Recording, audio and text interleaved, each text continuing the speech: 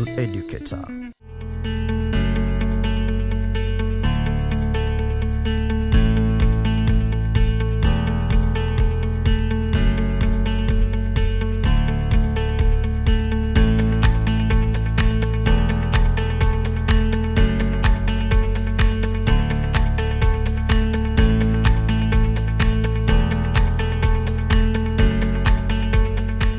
Hello learner, welcome to Eastern Government Form 1.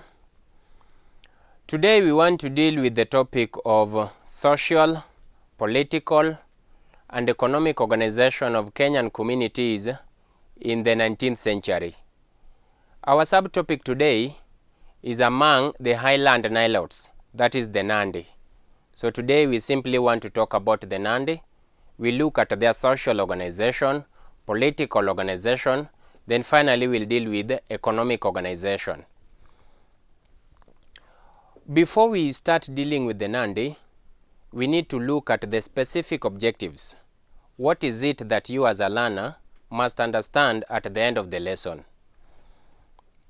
So we only have one objective. So by the end of the lesson, we should be able to discuss the social, political, and economic organization of the Nandi during the 19th century.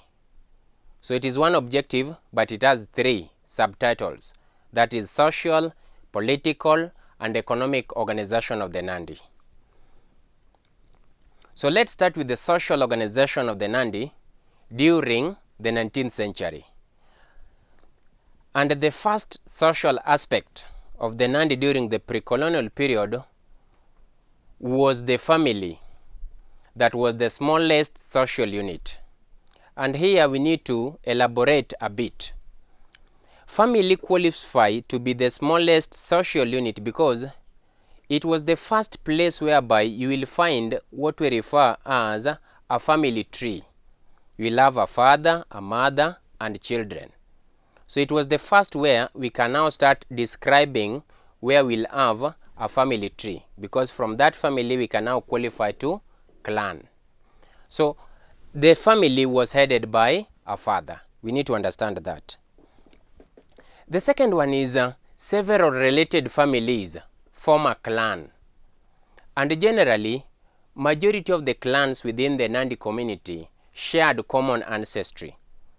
They can easily narrate how they originated, and then they go a step higher to know who came before them. As we talk of the current family tree, they can qualify, this was my father, my grandfather, grand-grandfather, as they go down. But there is something we need to understand. Clan was very important in the Nandi community during the pre-colonial period, because you will find at the clan level, each family head, that is the father, was represented. Let's go to the third social aspect of the Nandi during the pre-colonial period. We talk of the initiation of boys and girls.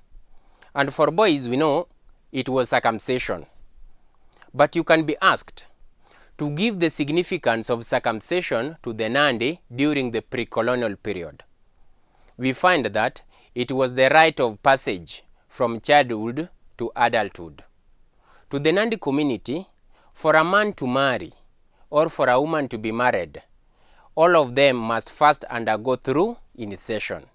So you can't be married if you are a lady, or you can't marry if you are a boy, unless you've undergone through initiation. So it was a rite of passage from childhood to adulthood. The next social aspect of the Nandi during the pre-colonial period was the Ageset system. And this one we need to understand it in two ways. Ageset system will feature under social organization of the Nandi. Again, it will feature under political organization of the Nandi. But under social organization of the Nandi, we simply look at its significance. It was a uniting factor. All the initiates who have been circumcised, or all who have undergone initiation, become one group regardless of their clans.